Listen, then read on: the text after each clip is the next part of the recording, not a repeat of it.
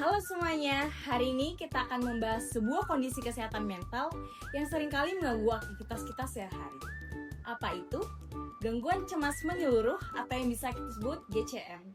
Ini tuh bukan sekedar cemas biasa ya teman-teman, karena kalau dibiarin, ini tuh bisa mengganggu aktivitas kita sehari-hari dan perilaku hidup kita. Kita semua pasti pernah merasa cemas. Misalnya cemas sebelum ujian atau cemas sebelum presentasi. Tapi tenang aja, itu normal kok. Gangguan cemas menyeluruh itu kecemasannya berlebihan.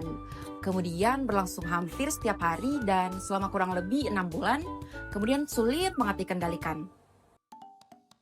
Definisi GCM adalah kondisi di mana seseorang merasa khawatir akan berbagai hal, mulai dari pekerjaan, pendidikan, rumah tangga, kehidupan percintaan, dan lain sebagainya, sampai ke hal-hal yang kecil pun ia pikirkan dan ia khawatirkan, tapi tanpa dengan alasan yang jelas.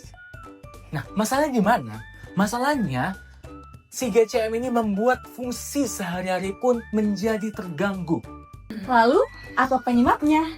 Gak ada penyebab tunggal ya teman-teman. Ini seperti resep rumit yang melibatkan banyak faktor.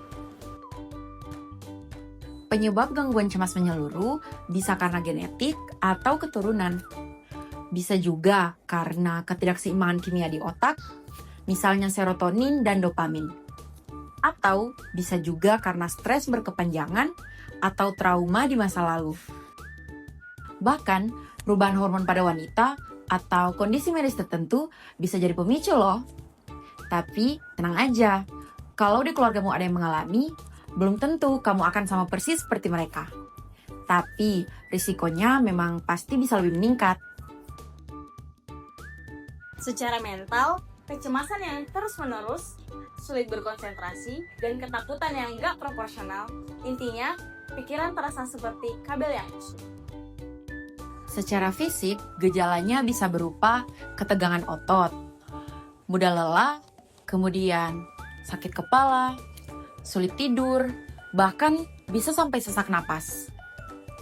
Nah, dalam kondisi itu, tubuh kita tuh lagi ikut protes karena pikiran kita yang terus bekerja keras.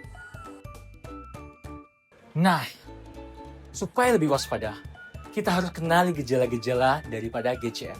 Gejala GCM itu nggak cuma soal perasaan aja, tapi soal juga fisiknya. Jika kamu atau orang terdekat kamu merasakan gejala seperti ini, jangan diagnosis sendiri ya. Langkah terbaik adalah datang menemui profesional seperti psikolog atau psikiater. Biasanya, dokter akan melakukan wawancara klinis mendalam untuk memahami apa yang kamu rasakan. Pemeriksaan fisik juga bisa dilakukan untuk memastikan agar gejala yang kamu alami bukan disebabkan oleh kondisi medis lainnya. Kabar baiknya, GCM itu bisa diatasi loh. Pengobatannya pun komprehensif. Ada terapi kognitif perilaku yang sangat efektif untuk mengubah pola pikir negatif kita. Selain itu, ada juga obat dari psikiater yang akan membantu kita untuk mengurangi rasa cemas.